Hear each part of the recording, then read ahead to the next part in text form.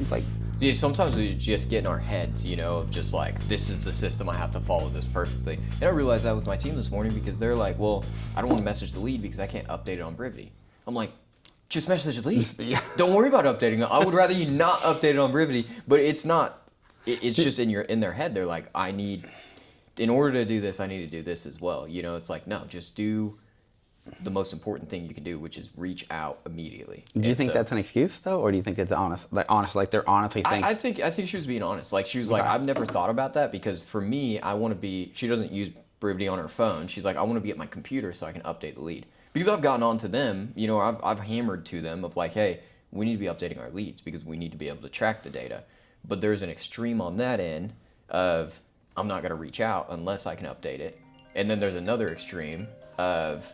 Is that me? That was me. I need to. Okay, yeah. And then there's the other extreme of like, I'm just not going to update my leads. But sometimes you just can't do it. You just got to get after it, you know? Send the message. Yeah. Shoot the call. What is that? What Alex Hermosi, what do you call it? Analytical Hermosi? Oh, you watched that? I did. Yeah, that was awesome. That keeps him from doing what he needs to do. I don't know. I think there is, agents do so much, or just people in general will do so much to avoid the work that they have to do. Yeah.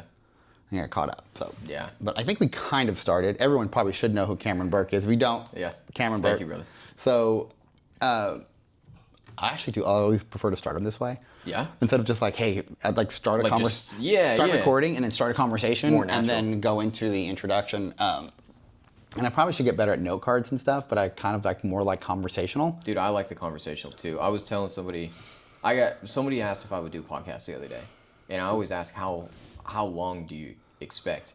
Because if they're like a 10-minute pod, like I had one Investor Fuel or something, they invited me, which appreciate the invite, but it was literally so rigid. They had 6 questions they ran me through. It was like 13 minutes or something.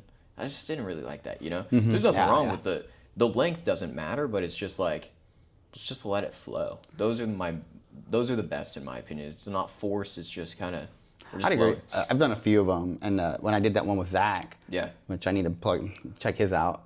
He's got a pretty cool podcast. He does, yeah. We started off like 20 minutes, just kind of like get to know, and then all of a sudden, I think the last 20 minutes of it was all relationship. Yeah. And it became like a relationship conversation, and I was like, well, okay, we're talking about relationships. It's just however it went. It was unexpected, and that wasn't what I had planned or thought about, but I think we have a little bit of a topic today because I really want to talk to you about you're doing that event, Investor Day. Yes, sir. And obviously, I'm helping you promote it, I guess. I appreciate that. But more about, I think it's you and I've had these conversations offline, and there's so much, I think, inauthenticity. Is that the right word? I think so. You know, on social media. Yeah. You see people who are promote.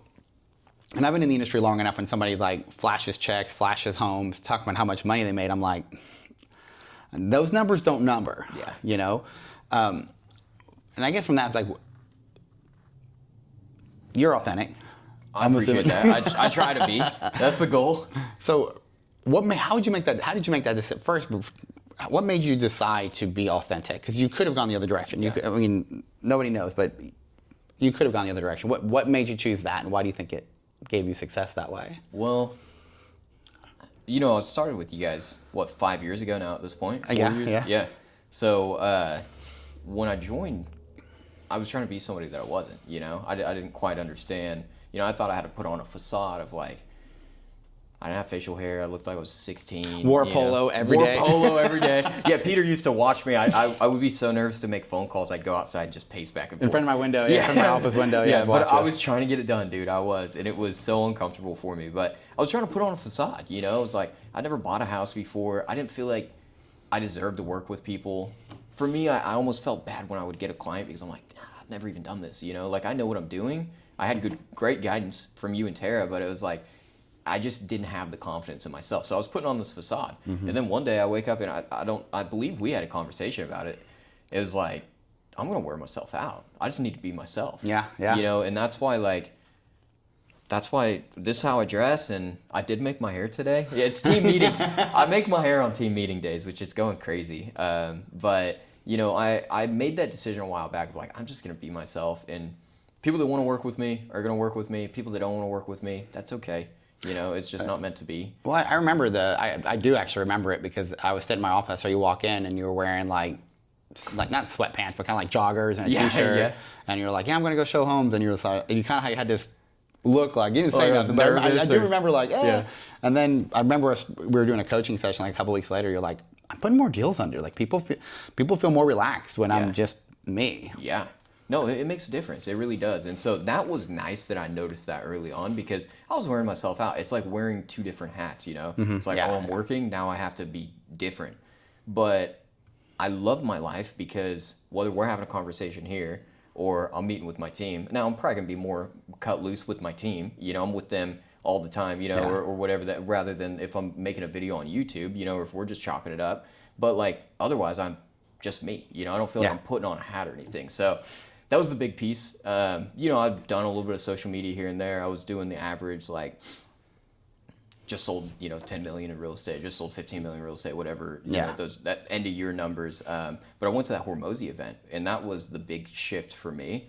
And they had really hammered on, I wasn't doing that much social media. I think I had a little bit of success on Facebook, but they really hammered on, like, just be authentic, you know, and to be authentic, couple things. A, you've got to be confident, and B, you've got to be okay with not caring what other people think.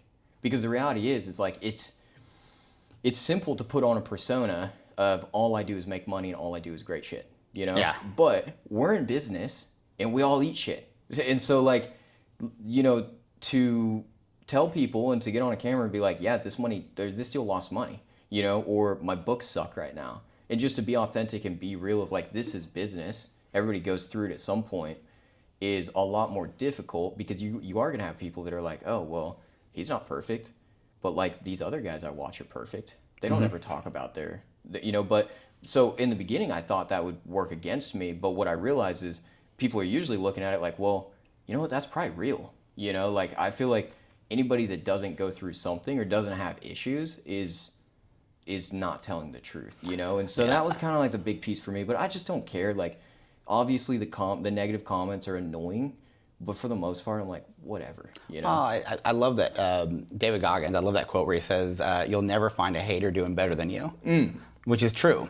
Yeah. Yeah, I've never run into somebody who was outperforming me in some area and like looked down on me. Yeah, 100%. They're usually the ones that are like, oh man, let me help you out. Let me do this. You know, Mosey says that too. Yeah. You know, I called a friend of mine. I said, you know, hey, I'm working on this development. I'm having problems.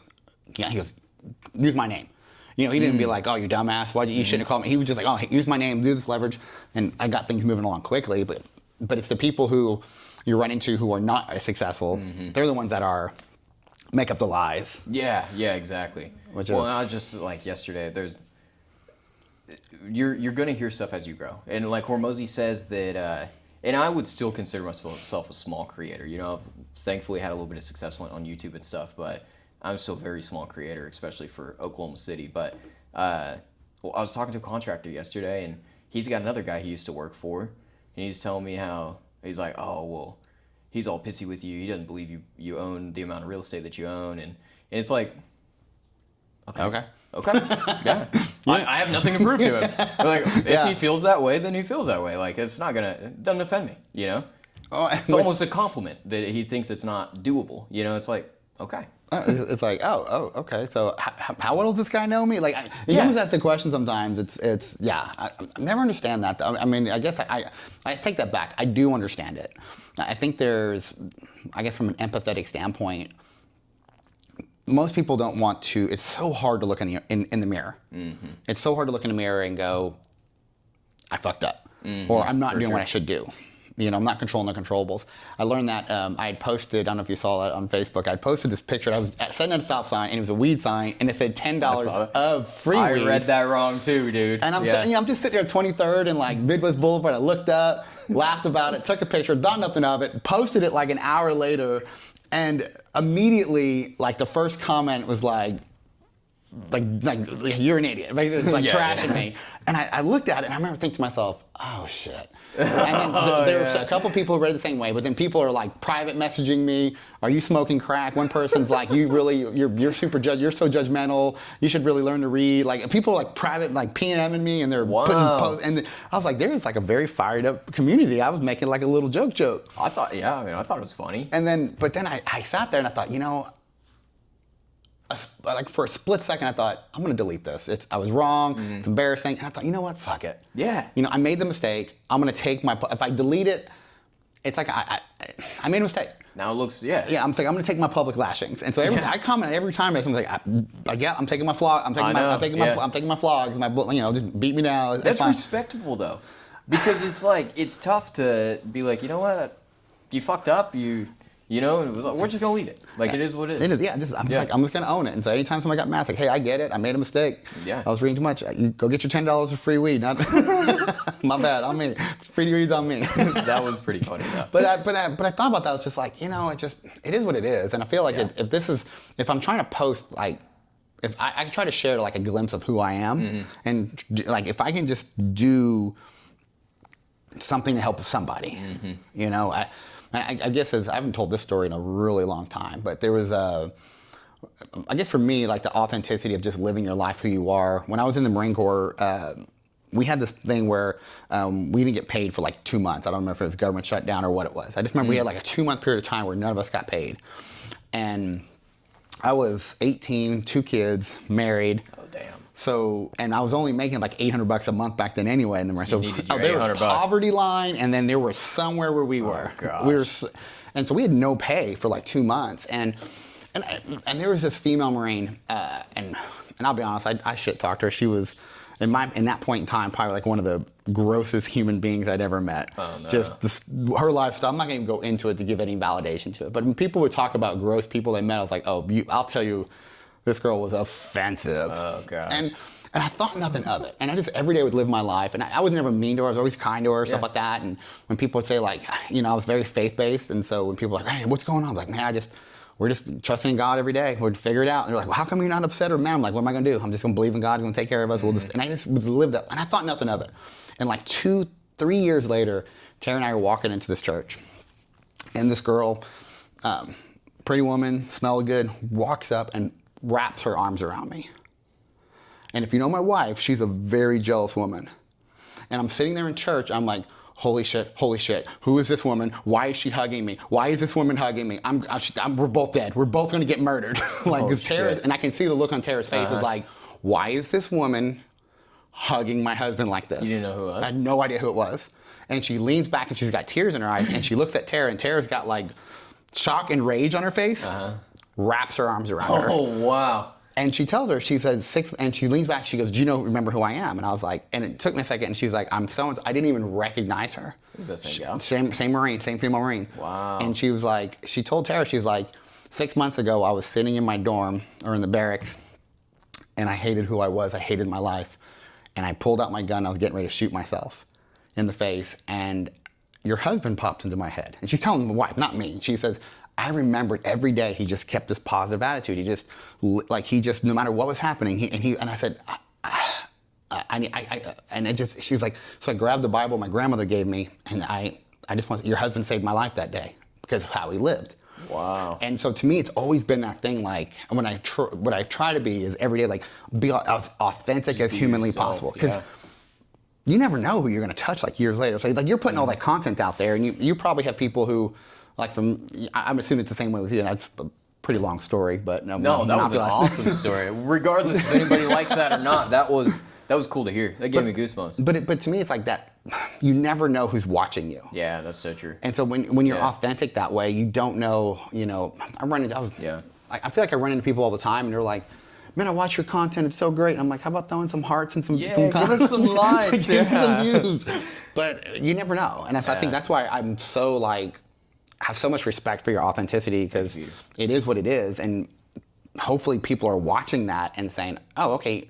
And not scapegoating talent, not making excuses, going, okay, another human did it. You know, not a 24? 24. Yeah, not a 24-year-old did it, or he had this or maybe he had that. No. Just a human being did this. That means I can do it. Exactly.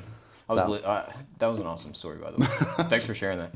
Did you're a good storyteller? I always enjoy listening to your story.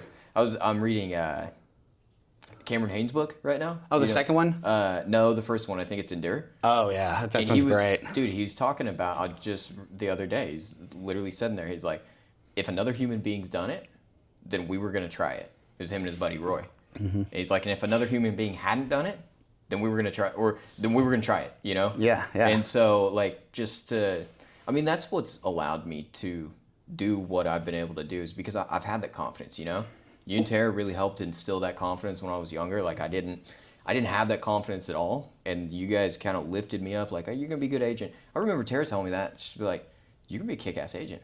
Oh, we were at the. I sold like 3 deals maybe ever. I'm like, what are you talking about? How do you know I'm gonna be a good agent? I didn't believe in myself, you know, and. In insurance, I mean, she believed in me, you believed in me, and then I started believing myself, you know, and then I bought my first deal, and I'm like, oh, I can do this, you know, and then obviously crashed and burned, and I've learned a lot of lessons along the way, but the reality is, like, I've kept pursuing, and that's what makes somebody successful is just like continuing forward, you know. It's when they quit is when failure catches up. Yeah, do you even fail if you don't quit? No, I don't think so. Yeah. Well, you know, let me take that back. You failed in that moment. Yeah. But if you keep going, you didn't fail in the end. That makes sense? 100%. Because I think about, like, we just finished these 3 duplexes, and it felt like failing at many moments. The budgets were wrong. We overpaid for the thing. We got, not purposefully, we got misled. Yeah. You kind of know the whole story. And there were a lot of times it felt failing. Oh, yeah, I bet. Yeah, that's rough. It's not like a quick fix either on something like that. There's many midnight nights where I was out there doing, like, there's no money left in these things. Like, I'm the labor. I'm out there, you know, Tara's mowing the yard and I'm doing this. You know, we're painting, we're doing all the things, but now I've got the CO in all 3 of them. Badass. You know, I've got half of them are rented. So I've got 3 more to rent out, and they're getting shown all the time. It doesn't feel like a failure no more. Yeah, but being out of pocket $50,000 building each duplex felt. Yeah, I like, bet. You know, when I saw the bank account, there goes all those wonderful reserves. Yeah, that's why you have reserves. Yeah, when $150,000 disappears in a year, you feel that for sure. I'm bleeding. but no, I think in the moment it does. It feels you're writing the checks and you're just like you're upside down on the payments and you're all those different. But you're right. It's you know last year I called it all filling in the holes. Yeah. Like there were so many, I wouldn't say bad decisions, but decisions just, they seemed so good in the moment, but then they turned out. But yeah, if I would have quit right then, then it is a failure. Yeah. So on that, what would you say is a moment where you felt you failed in the moment, but in the end it? That's a good question. I mean, when I look back, like on what I would consider failures over the last, I mean, I've not been doing this that long, 5 years, you know. Yeah. Maybe 6. I started in 2020, so that's 6 years, roughly. 2020, yeah, somewhere. You're hitting your 6 years. You're hitting your okay, there we go. You're finishing your 6th lap. Yeah. So when I look back, like there's not really been much that I would do differently, really. You know, I agree. Obviously, if I look back, having more guidance on the investing side to overcome some of those things that maybe took me 8 months to learn that I could have learned from just asking one question. Which some stuff, you know, when especially when it comes to management and systems and you know, putting the right processes in place, like that took time to learn, you know, and some of those I just learned the hard way. But I mean, overall, I don't regret any of it, you know. Like it's been everything that I look back on, even if it's a failure today, I've learned from it, and instead of just chopping it up as like, well, I lost $15,000 on that deal. Now it's like, well, now I get to teach people, you know? Yep. So like I learned that mistake the hard way. So now that I can teach people to not make that mistake the hard way. And dude, what's cool, there are people that seriously have just watched my YouTube videos and gone out and bought real estate. So I think that's a testament to like being able to just put that information out there for others, you know, of like, I've learned anything that I've had a mistake on over the past, it's not an issue anymore because now I've been able to at least teach that to other people. And so it's like, I don't know. I don't have a big failure per se. Well, I talk about this a lot, but like bookkeeping is just a real pain in the ass. Like because I have scaled somewhat quickly, the books are they're just a pain. They're expensive. They take a lot of time. Yes. You know, a lot of people like they focus on tax planning and bookkeeping. It's like a once a year thing, or as you get a little bigger, then it's like a once a quarter thing. It's like a multiple times a month thing for me. Yeah. It's like sometimes weekly where I'm sitting down. I've got this long list of ask client, and I'm the only one that can answer the questions, you know. And so I'm just going in and I'm coding. This is what this is. This is what and we have so many expenses, you know. And so we're looking at like a fractional CFO right now and whatnot, which is exciting. But that has been the only thing. Like if I could go back, I would just say setting up my fundamentals a little bit better. But otherwise, I mean, it's all part of it, you know. Which I'm glad you said it that way, because like I was saying is it doesn't. In hindsight, you'd have to label something a failure. Yeah. Because exactly. Because once you've been through it, you realize, okay, that wasn't a failure. That was a learning experience. Yeah. Then I think truly the failure, like you said, truly the failures are the things that you didn't learn from. Yeah. 100%. And when you didn't learn, it's like, yeah, that's failing. Well, and I think too, when you talk about, you know, putting everything out there, like I said, people are watching your videos and go out and doing it. It's because I think you're showing it like, hey, you don't have to be amazing. And I'm not saying you're not amazing, but you know what I'm saying? No, I mean, I'm an average guy, and I think that's why people are attracted to my stuff. Well, you're not rolling up in a $200,000 SUV to a property, jumping out with Louis, you know, walking up and just the cool video music, and then showing a check, made 150 grand. And like, what'd you do? Then I think that does seem hard. Mm-hmm. It does seem questionable when you're living that kind of thing. But when you just roll up like a normal dude, you know, regardless if you could or could not afford a great car, it has nothing to do with it. But you're just like, no, I'm just a normal human being that anyone can do this if you could just do it. 100%. Yeah. So how did you? So here's a question for you, because how did you learn about all this? I think I'm almost 50. I should have this knowledge. You're half my age. It's accumulation of with the internet, with YouTube, you know, with mentors, with you, with other people that I've known. We've had investors here at the brokerage over through the years. My brother's an investor. You know, he's taught me a good amount of what I know, and I think that I've just taken bits and chunks from everybody around me and just kind of pieced it together, you know? So how much time did you spend in the beginning trying to learn stuff? You know, we do have an advantage of selling real estate. I agree 100%. Just as agents, like that's a huge advantage because it's not like I'm going from, actually my buddy Blake brought this up last night. We had our group call and he was talking about this. He's like, I wasn't a realtor. I came from the software. Now I do this full time. But yeah, I feel like there's an advantage of just being in real estate, seeing the transactions and kind of seeing how they flow. I don't think I necessarily was working with investors. Maybe I had like a few investment deals I had sold. But I got comfortable with just transactions in general, you know, and then I honestly can't remember like to when I made the decision to like, I'm going to go buy a deal. Mm-hmm. But I think we were sitting on 50 or 60 grand. So we had a good amount of cash. We were living in a little house in Choctaw. You know, we bought an $80,000 house. Our payment was like $700 a month. Could have bought bigger. Even at the time, you know, but I mean, we stayed there when we were making $300,000, $400,000 a year. You know, I personally thought it was a little bit of a flex. You know, my yard would be, this is like, we were like 21, we were 22 probably. Yard would be 1.5 feet tall. I'm like, we're making money though, you know? And so but B, my wife, she didn't love that. And I've gotten better at taking care of stuff, you know? But in my head, I'm like, well, we're making all this money. Who cares what other people think, you know? So that's kind of where that mindset came from of like, I just don't really care what other people think. If you drove by my house right now, you would see an ice maker, refrigerator, a dishwasher in pieces, and a shit ton of boxes in my front door. I love that. I have a junked out stove and 11 windows on the side of my house right now, and then 2 trailers and a whole bunch of other junk. But we've been buying appliances for all these flips and over the last couple of years, and I think like 2.5 years ago, the stove element went out in our stove in our house. Oh shoot! And then our dishwasher went out like 6 months after that, and then we have an ice maker in the house, and it went out. And so now this is gonna sound bougie. We do have like a little pool house that has like a second kitchen in it. Yeah. But I mean, when it's like 20 degrees out and your wife's like running back and forth, like stuff, you know, like steam's coming out because she's trying to cook in the oven outside. But we just, for like 2 years, we didn't have like really, like we had a cooktop and an air fryer and we were hand washing. Like it was, because we kept doing all the other things, we ended up buying appliances like a month ago. And they were sitting in my living room in boxes because they had this huge deal. I got like 75% off at Home Depot. Like there was it was like the trifecta. And so we bought all of them, and they'd just been sitting there. And then so we had the snow day. I couldn't get the appliances. We had a foot of snow in front of our house. Oh, so I would just open my front door and toss the shit. Just tossed it all the bad appliances. All the bad appliances. It's legitimately like it's. Dude, that's awesome. And so I'm gonna see how. How long you can run with that. I think I'll get Tara will eventually help me get rid of them. But I think it's like it's just you just don't think about it. You just. I think it's But back to your question of like where the knowledge came from.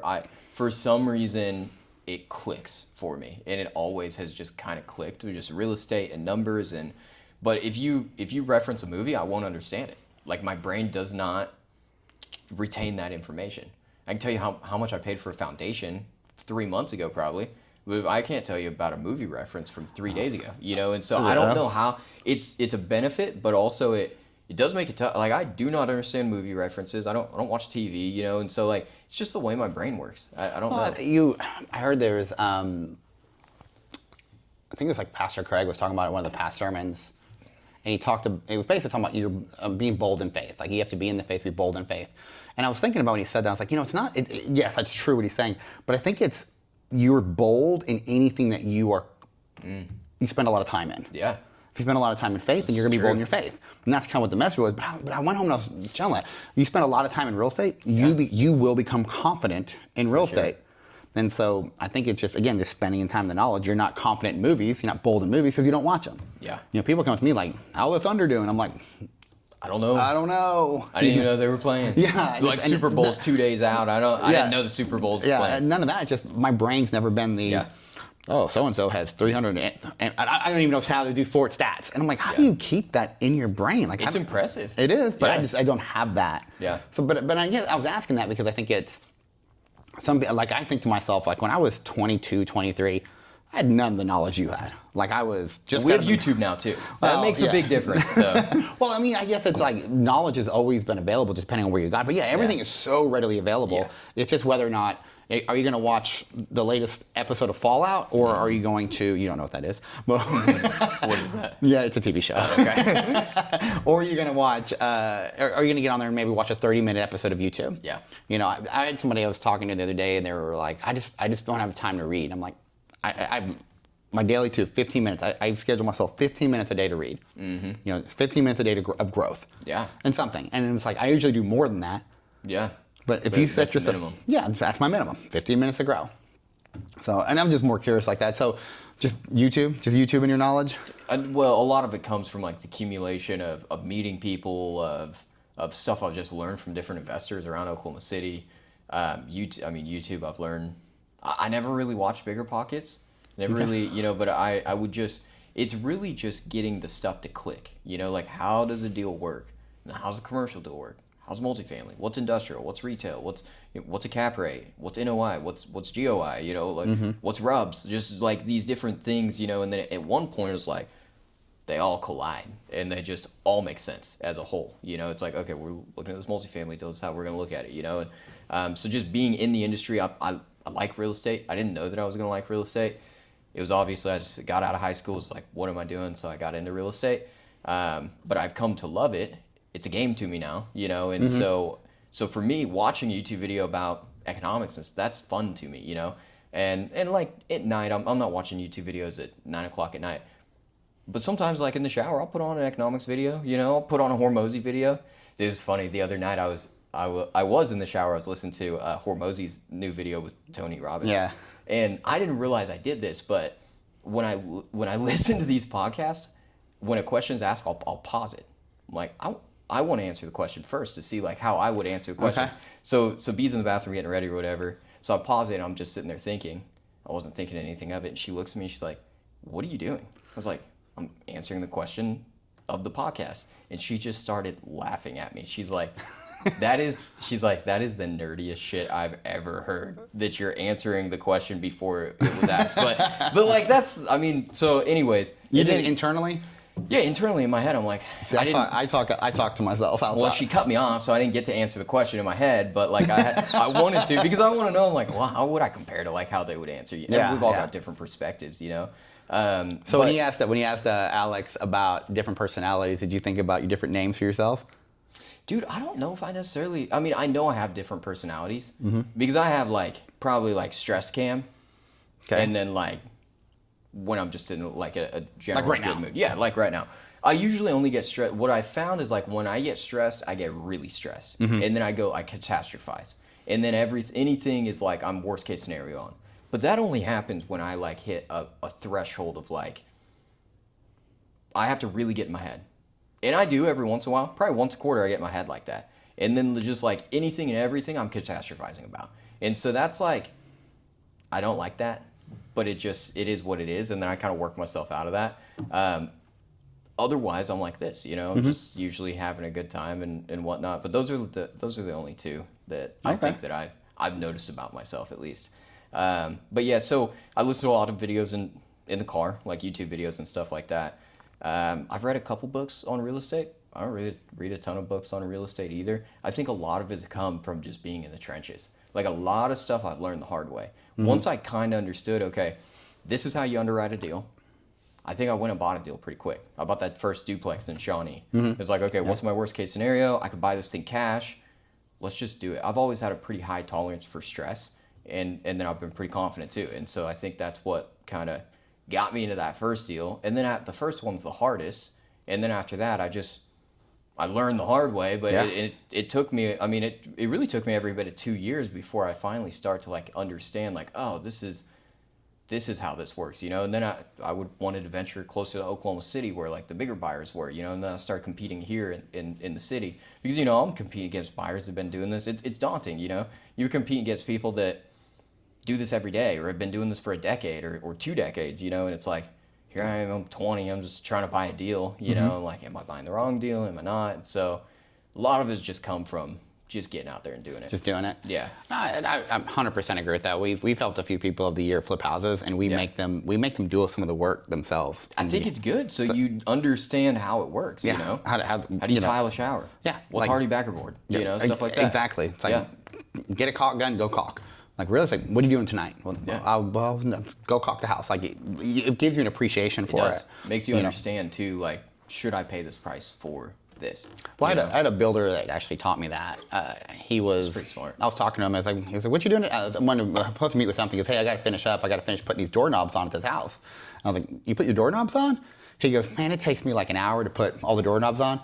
And they charge me like $25 to $50 a doorknob, like when I kind of break it down. He goes, so it takes me like 10 minutes. I walk my house. I put doorknobs on. Saves me money. Makes sense. And I'm in my house. So I'm blue taping my house. I was like, that makes sense. Yeah. So we do, a lot of times we'll do that. We'll just pop over there and throw some doorknobs on, blue tape walkthrough, little stuff that I can do. But I was just going to say beyond that, like I think that what would have been nice back then is more actionable content. And that's kind of why, like with my YouTube and stuff, I just put out what I put out because there's not enough real hands-on. Like you go watch a Bigger Pockets podcast and it's nice. They're talking about house hacking. They're all high level. How did you hire that contractor? How did you manage that contractor? What were the systems? Did you get a lien release signed? I don't feel like they talk more on the in-depth actionable items that go behind a rehab. They're just like, here are the numbers, this is how the numbers work. And if the numbers work, then it's a deal. It's like, okay, well, what happens when you close on the deal?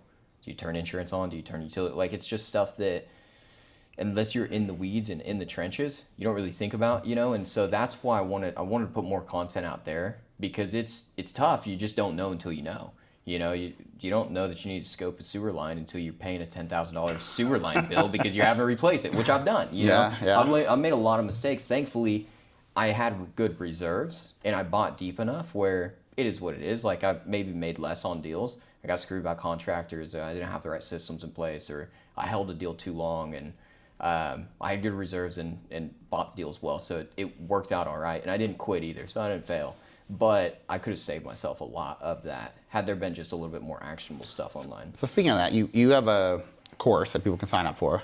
Mentorship is what I call it, because it's not like I don't like the word course because a course is like, and I'm glad you brought that up though.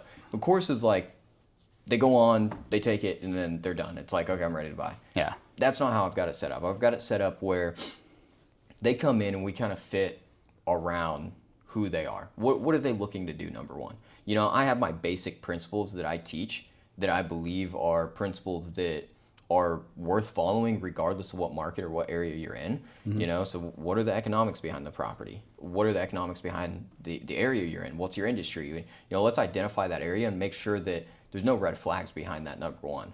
And it's like, okay, let's go set up the systems for the relationships you need.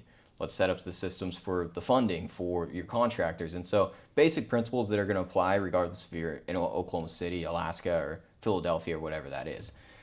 And then we kind of fit around everybody. You know, everybody's got different questions. And so I'm making sure that I can still answer questions. I've got a few people that help me as well. We underwrite deals. We help people underwrite deals. We answer questions. We may have somebody in there that is trying to scale to 10 or 15 deals a year. And then we have other people that are W-2 that just want to do a couple deals a year, you know. And so there's going to be different goals and paths for each of them. Neither is wrong. It's just whatever fits their needs, you know. And so that's the goal with the mentorship. I didn't want it to be they join, they watch a couple videos, and then they're gone. Yeah, it's not a money grab for you. Yeah, and honestly, I don't think anybody's gone through every bit of my modules yet. The feedback I've heard so far is it's too much information, which I would prefer to have. It's 30 hours of content. I sat down and recorded myself on top of new videos we record. So like if you were in there, you asked a question, or we had Alex ask a question this morning. He said, I've got this deal out in Tallahassee, Florida. What do you think? Multifamily, 4 units. I recorded a 30-minute Loom video. We underwrote it, sent it to him because we do our live calls on Wednesday, so he can't make it to the live call. So I recorded it, sent it to him this morning. And so everybody's different, but the feedback I've had is it's a lot of content. But it's like, if you're going to go out there and risk hundreds of thousands of dollars, wouldn't you want to sit down and watch 30 hours of content? Yeah. It's not like we're asking for 100 hours. You know, to be a realtor, you need 90 in Oklahoma.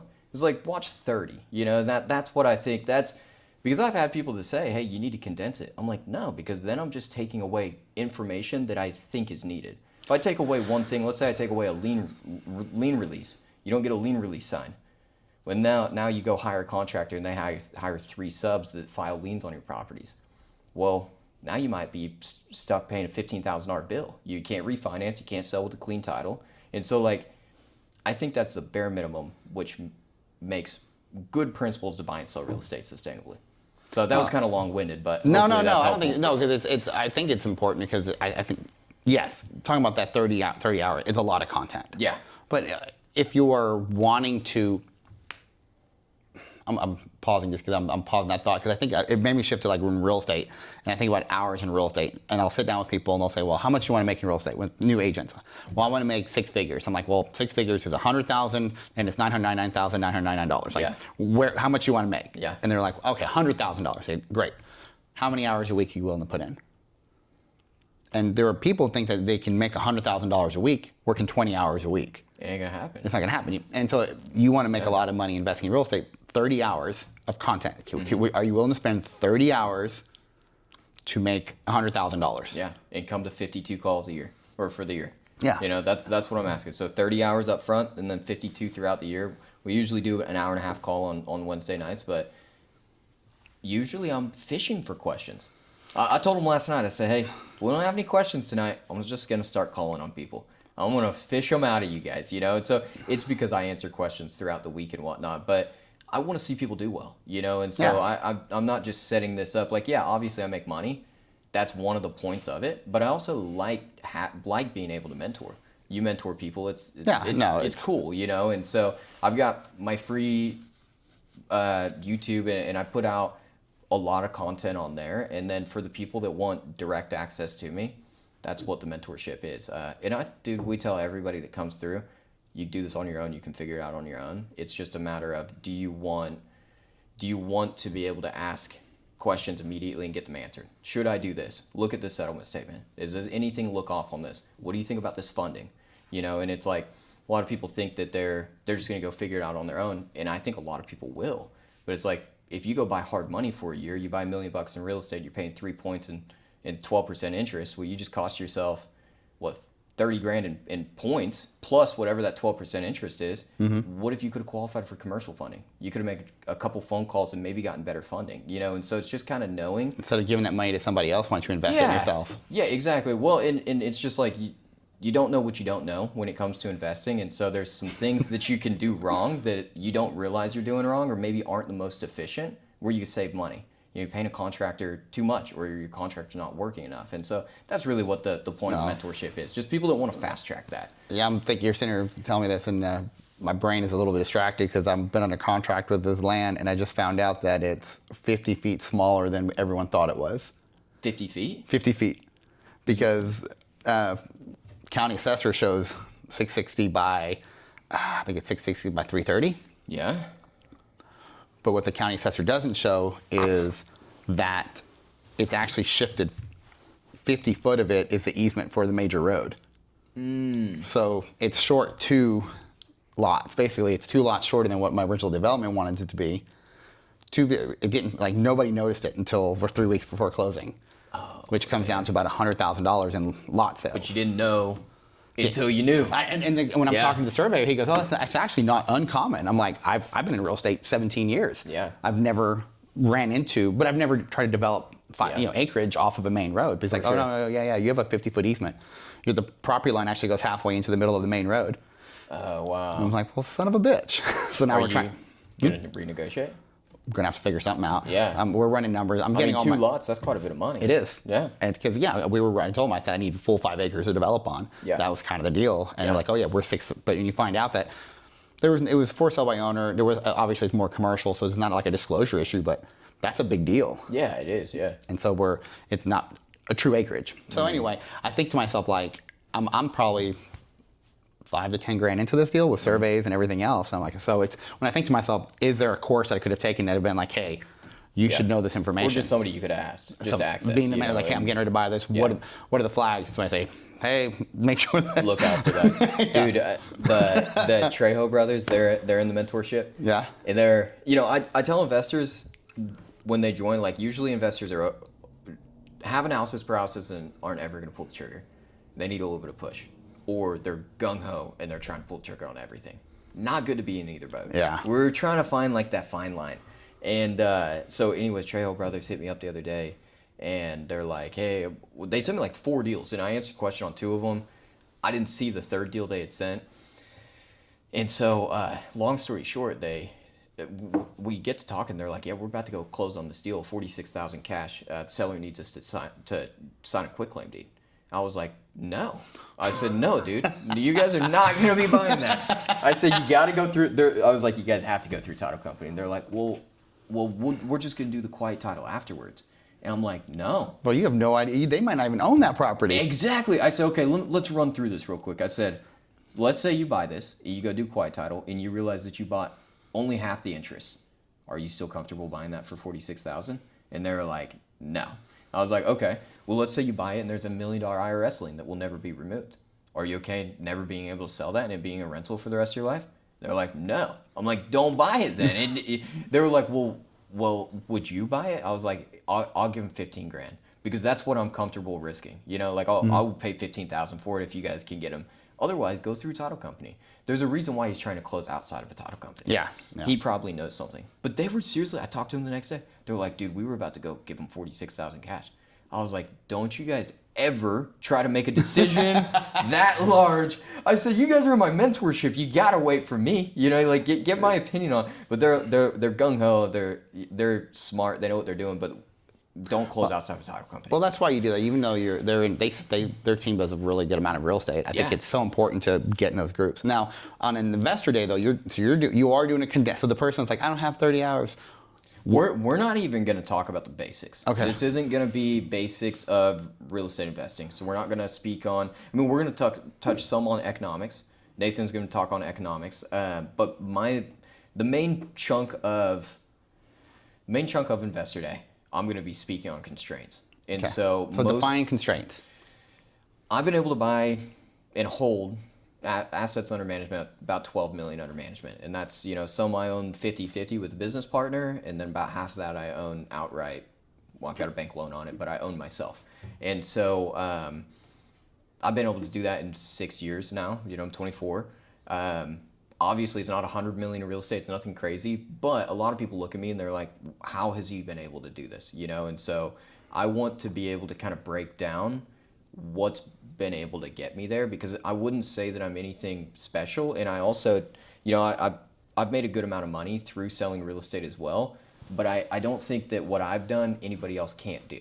Now, it may take a little bit longer. It may not be 6 years. It may be 12, to get to 10 million in real estate or 12 million in real estate. But once you kind of figure out the process, it's really just kind of plug and play from there. And so we're going to focus on different constraints that I think keep people where they're at. Of like, well, I've got one deal, but I can't really figure out how to push past that. Or maybe I have 10 deals under management, but I can't really figure out like what it looks like to push past that to 2 or 3 deals at a time, or 4 deals at a time. And so we're going to focus on funding constraints. We're going to focus on systems constraints. Bookkeeping I will touch on, which we're still figuring that out. But I know the path forward from the bookkeeping, and I think setting it up front saves a lot of people a lot of that headache. And so that's really going to be the big piece of it. And then focusing on, we've got a small group. We're selling tickets, and they're $297. We're going to keep them that price. We're not going to discount. If we have 30 people to come, then we're going to focus on those 30 people. We've got up to 90 seats to sell, and I think that we'll touch close to that, if not sell out. But that's kind of the main thing, and then we're going to focus on constraints that everybody has, And so that's what I had when I went to the Hormozy event, and I'm just taking that and making it more real estate related with what I've been able to learn. Well, I think that's such an amazing topic, and you had mentioned it earlier to me a little bit, but we didn't talk in depth like we did now.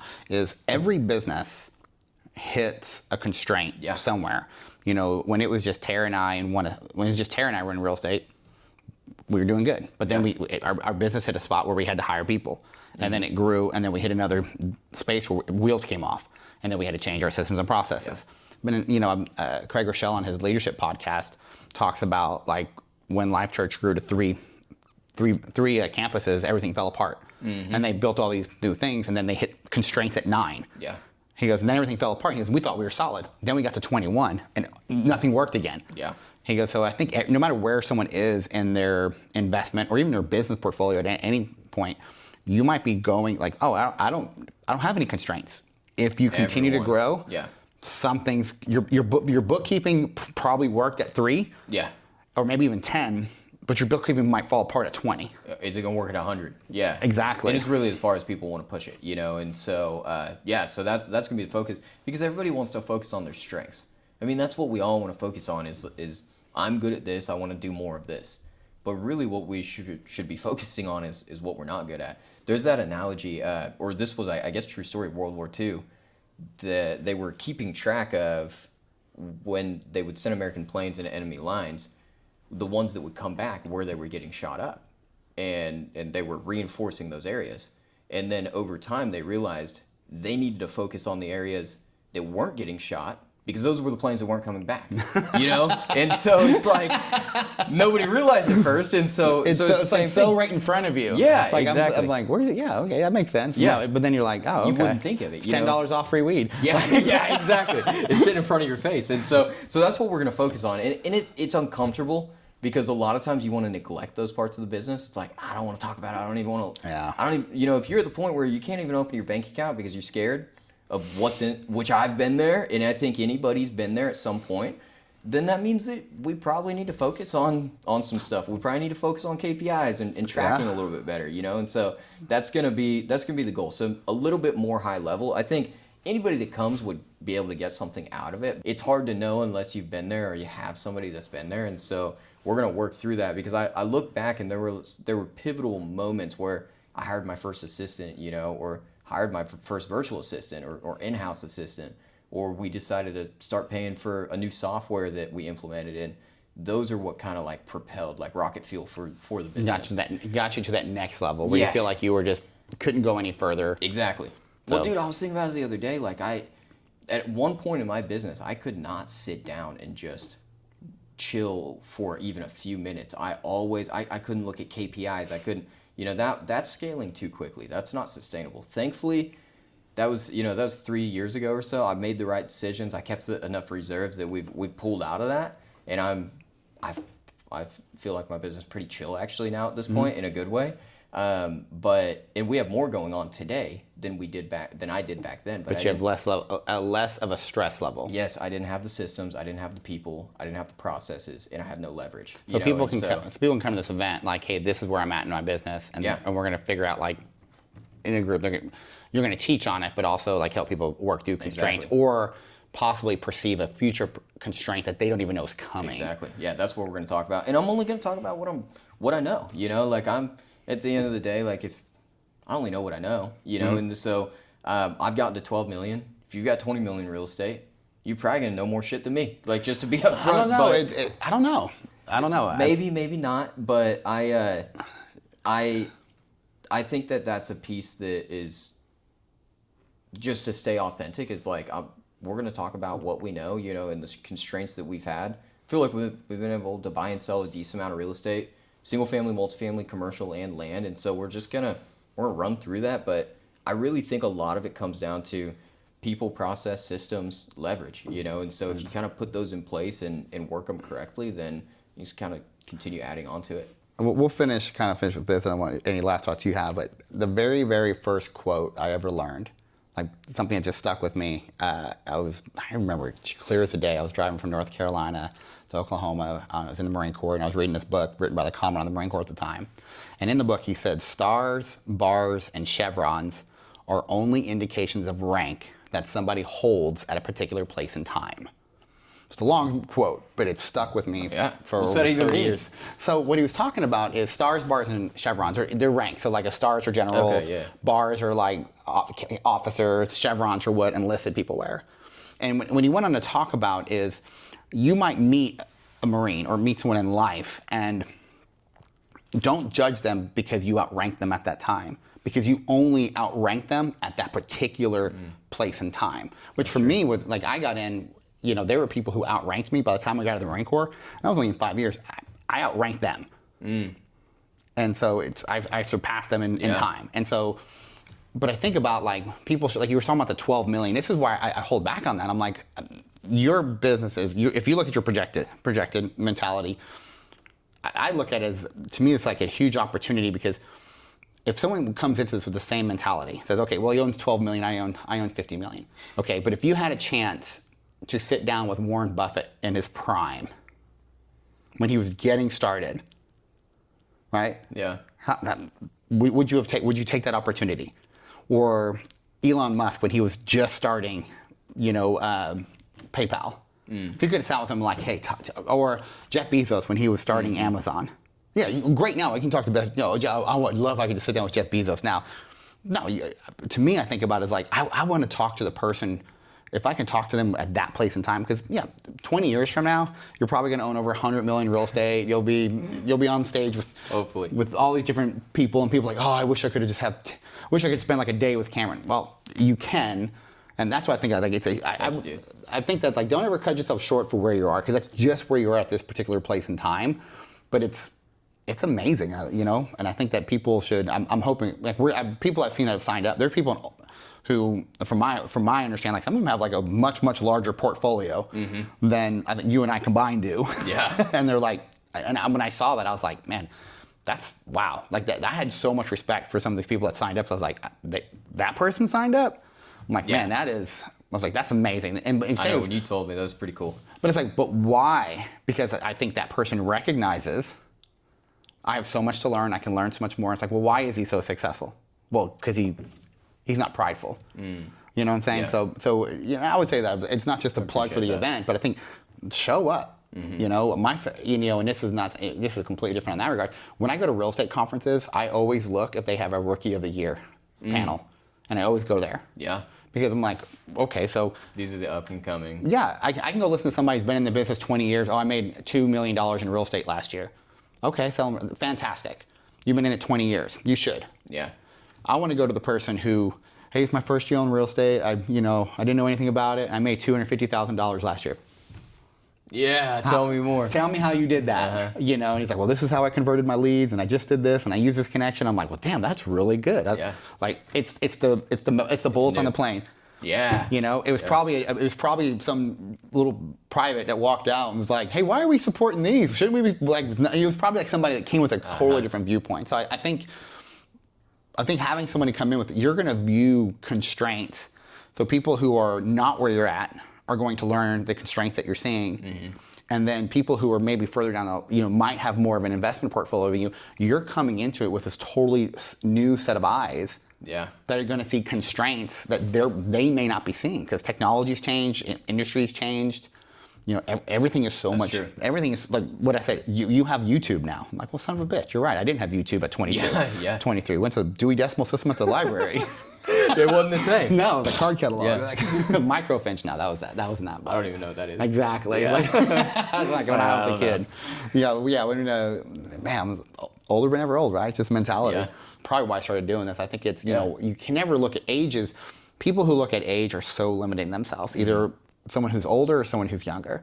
It's like we're all in these different places in our time, and old is a destination. That's so true. So anyway, anything else you want to throw in here before we end this up? Yeah, I don't know even that's- how long we've been chatting. No, that's awesome. I appreciate you. Peter, you're speaking at the event too. You should talk a little bit about what you're talking about. I wanted Peter to speak at this event. He's been one of my mentors for a long time. I mean, it's pretty much since I've been in real estate. So supported me and got me out of trouble throughout the years. So. I love it. Anyway, not too much trouble. No. Got some good stories from it. Yeah. No, really, I'm probably gonna spend some time talking about mentality. Yeah. And I'm not gonna give too much away right now, but I think some people think they have a strong mental base until they don't. And one of the proudest things that I can say is when people meet me now, they ask me questions like, "Oh, have you always been so positive?" No. It's like, have you always not been, like, no, I used to be so fear-based. Yeah, we've talked about that before, yeah. And I'm like, no, completely different mentality. I was super negative, always fearful, always scared of everything. Yeah. Always like, it's not that I thought about what can the worst case scenario be and can I live with it.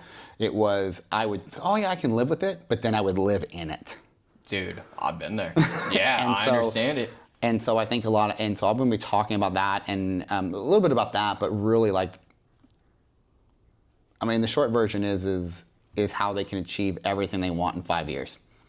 That's awesome. And just teaching people how to click, because I think for me, I want to, there's all these different fundamentals, but we have to get the brain to operate with it. Oh, 100%. Yeah, because knowledge isn't power. It's just potential. No, the universe gives us exactly what we ask for. Yeah. And most of the time, we're not getting what we want because we're not asking the right questions. For sure. So that's awesome. That's what I'm getting on. Dude, thank you. Thank you. Appreciate you. Yeah.